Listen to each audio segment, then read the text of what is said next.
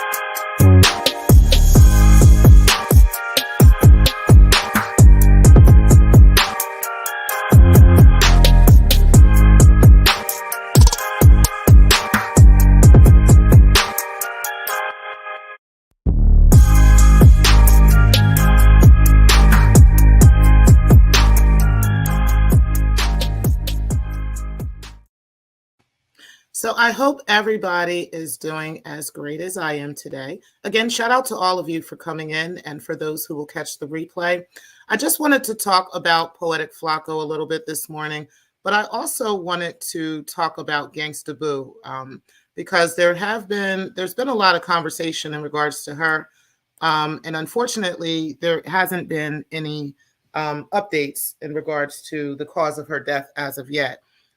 There's been a lot of speculation in regards to drug use, in regards to all kinds of stuff, fentanyl and all kinds of everything else. But the bottom line is we don't have a definitive answer yet in regards to how she actually passed away.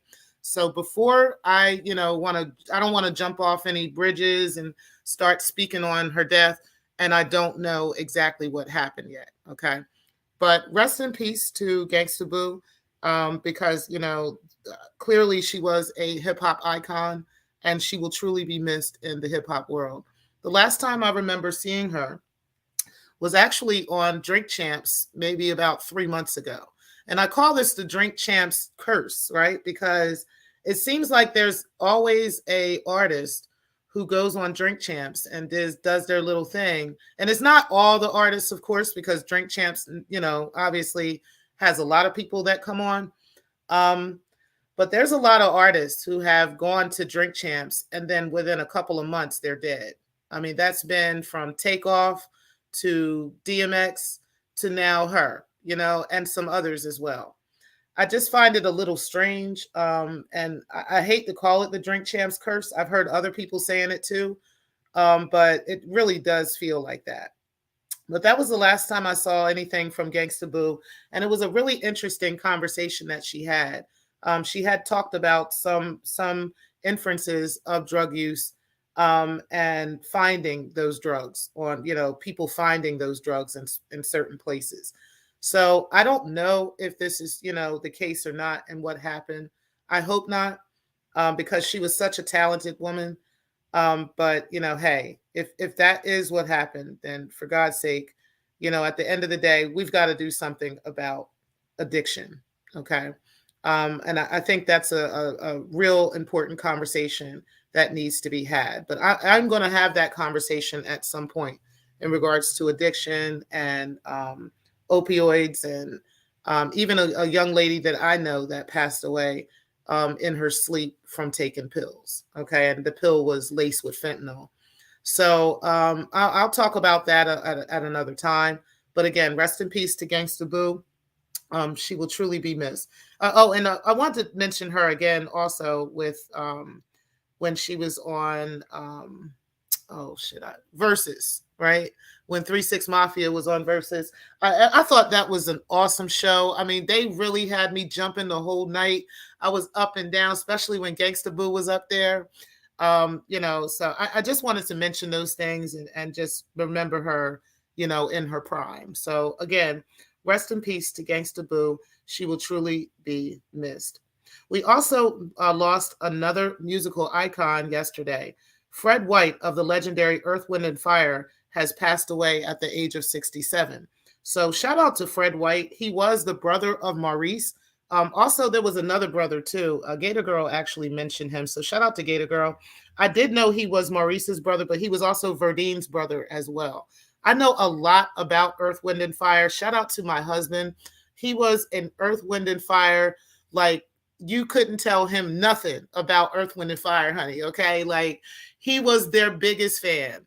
And, he taught me everything I know about them. Every song that I know about Earth, Wind, and Fire, I learned from my husband. So shout out to him. Rest in peace to my husband, as well as to Fred White. Anytime I hear any Earth, Wind, and Fire song or I think of them, I always think of my children's father. So rest easy to him, and also to Fred White. And may they continue to rest easy. Now, let's get into this Poetic Flacco. Hey, girl, yes, I did. Girl, listen.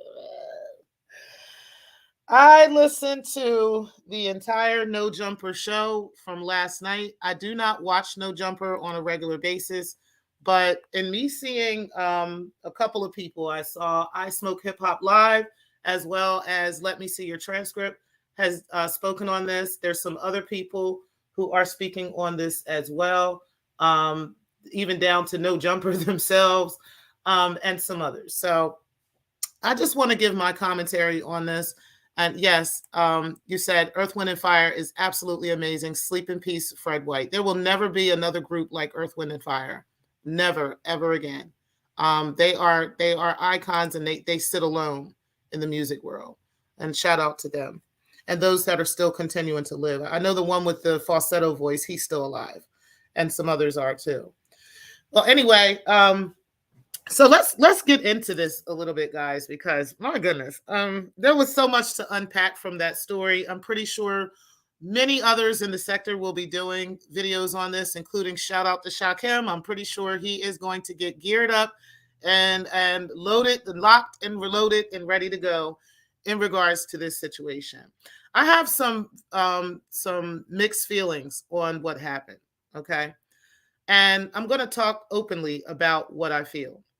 So if you guys don't know, there were about 3 or 4 young men who called into the No Jumper show yesterday and told the crew that they actually know Flakko from Darby, okay? Now, what we understood here in the sector is that Poetic Flacco is in fact from Darby. This is what I know, okay? This is what I knew. Darby is a town right outside of South Philly. And there is a large African population in Darby. Okay, so it wouldn't be surprising to me that he would live there. Okay, and he told us that that's where he lived at. As a matter of fact, there's been a few times where Flacco has been outside, and I can recognize the Darby area. I can recognize certain things. So, I might not know exactly the name of whatever, but I can recognize the area because, the area kind of looks the same. So, and these towns tend to look alike around here. So, that's what I knew him to be from. So when he started saying that he was from North Dakota, and even the information was coming out, when him and Shakim were going back and forth, and the information was coming out about him being from North Dakota, it was kind of weird to me because I thought he really was from Darby. Okay, he has a Darby accent. He has, all of this stuff. So it made sense that he would be from Darby. Now, these kids were saying that they remember him from elementary school. They remember him from junior high school. They remember him particularly from high school, that he graduated in 2015 and so forth. Flacco is sticking to his story and saying, no, he was in Darby for like 2 years, from 8th grade to 10th grade. And then he went back to Fargo, North Dakota, and that's where he's been at.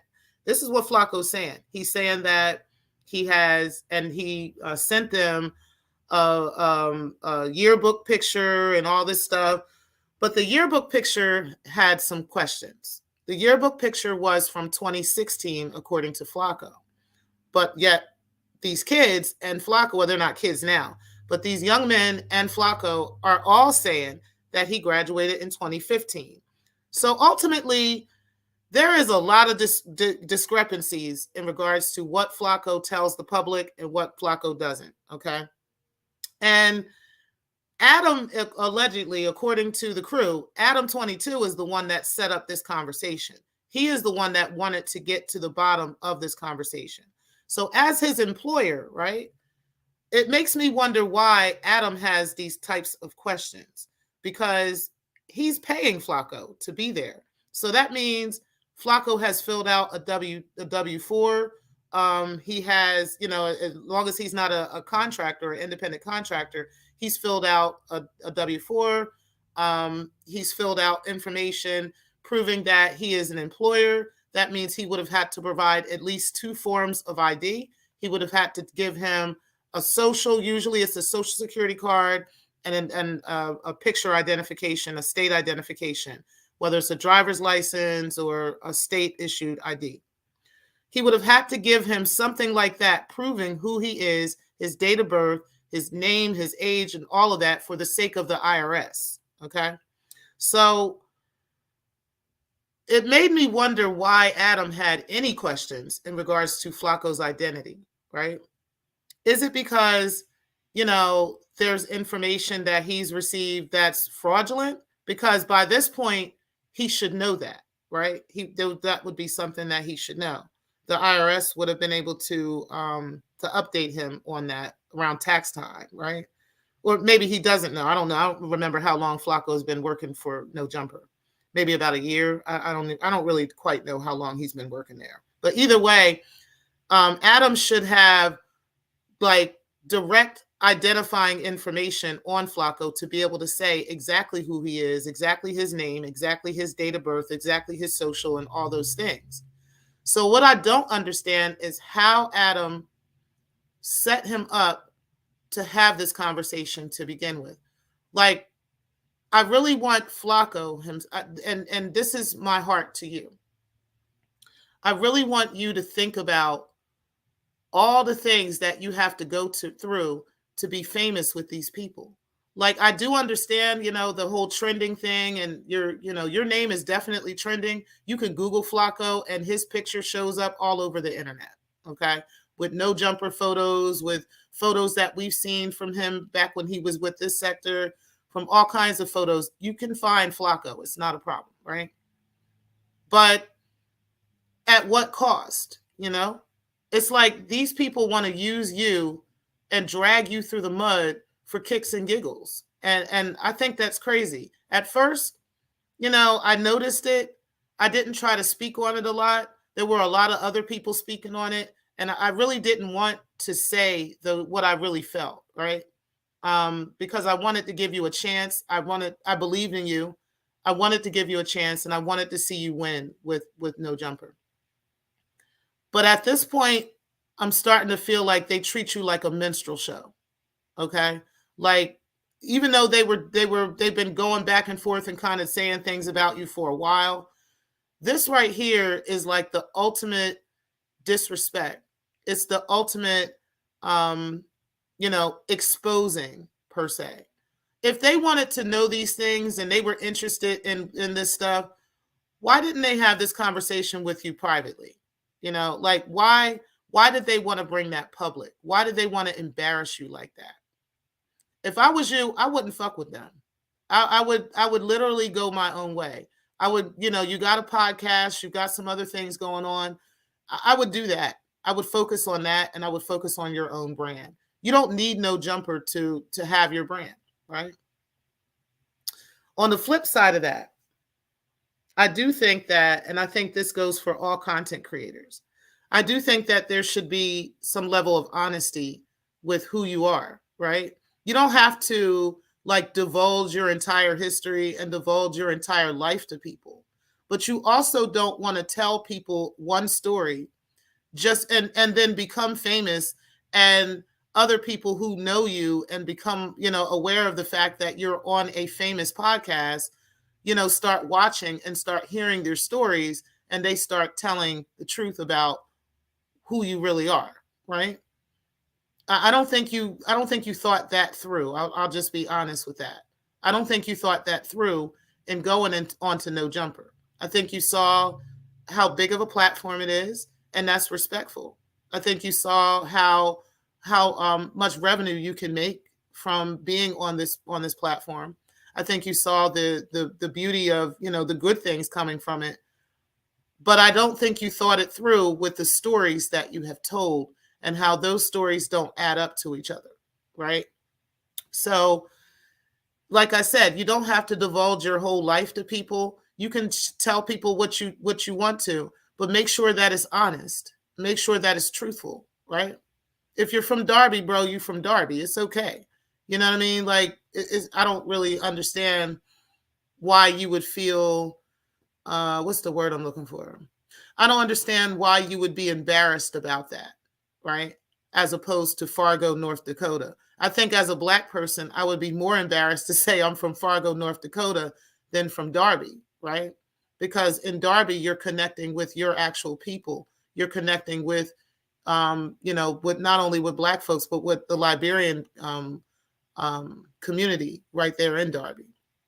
So it's not anything to be ashamed of to be from Darby or be from Southwest Philly, right? Or outside of Southwest Philly.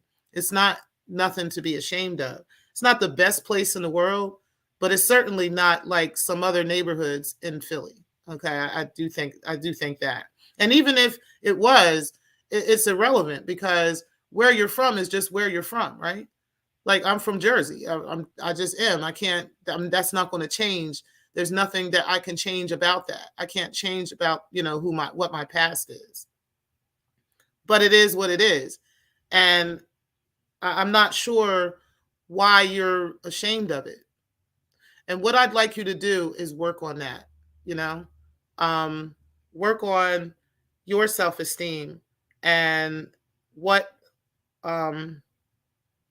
makes you tick. You understand what I'm saying? Like what things that you want to see for yourself.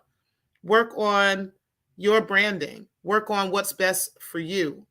Because clearly, it is very clear to me that these people do not have your best interest at heart. If they did, and like I said, it's not like they exposed something that was so terrible, that you could never recover from. All they did was expose that you're not from North Dakota. That's it, which is something that a lot of us already knew. So it's not like, they really expose much. They just expose where you're from. But if they're looking to dig into your life and expose you online that much, what else will they try to expose? What else are they willing to say? what else are they willing to do to make you a minstrel show, to make you, for shits and giggles? When eventually does that end? When eventually do you get tired and say, I'm not going to accept this from these people? I hope when you wake up today that you will have a difference in attitude with these people, that you will realize that they don't have your best interest at heart, bro. And no amount of money in the world is worth your embarrassment and worth the disrespect. There just is not enough money in the world for that. And I'm pretty sure they're not paying you enough to even be dealing with this type of shit any fucking way. So get your money, get your bag.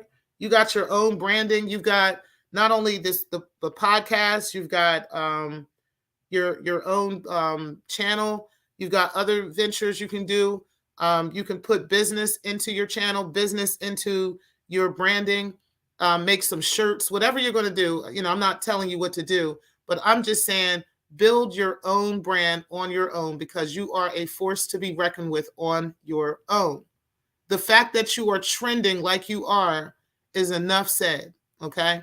But standing on your own and doing this on your own, I'm telling you, it's going to make you much larger than this. So that's all I really have to say about it. Again, who cares? It doesn't really matter whether you're from Fargo, North Dakota, or whether you're from Darby. It's irrelevant. But at the end of the day, the way that they did that was super distasteful. And it put a really bad taste in my mouth for you dealing with them in the future, right? Let them do what they do. Let them have their own shit. They're going to be no jumper. They're going to have their following. But you have your own following. And you should see, I want you to go in that comment section on that channel, on that show. And I want you to see how many people were upping you. I know that there's a lot of people that were talking shit and had stuff to say. You're always going to have them detractors that's going to do that. But you also had a lot of people in there that were turned off by what they did. And they were talking about it openly, and they had no problem telling them about it. It was wrong, period. But that's what they do on that show. So, it is what it is. But that's all I've really got to say about it. I truly appreciate all of you for tuning in. Shout out to all 30 of you in the clouds. Make sure that you guys hit the like button on the way out. And also make sure that you hit that share button. That way we can get this out to the algorithm. Listen, guys, I'm going to go ahead and end the show. I've got a lot I need to do today. But I will talk to you guys later. And again, Happy New Year to everyone. And peace, guys. Thank you guys for watching.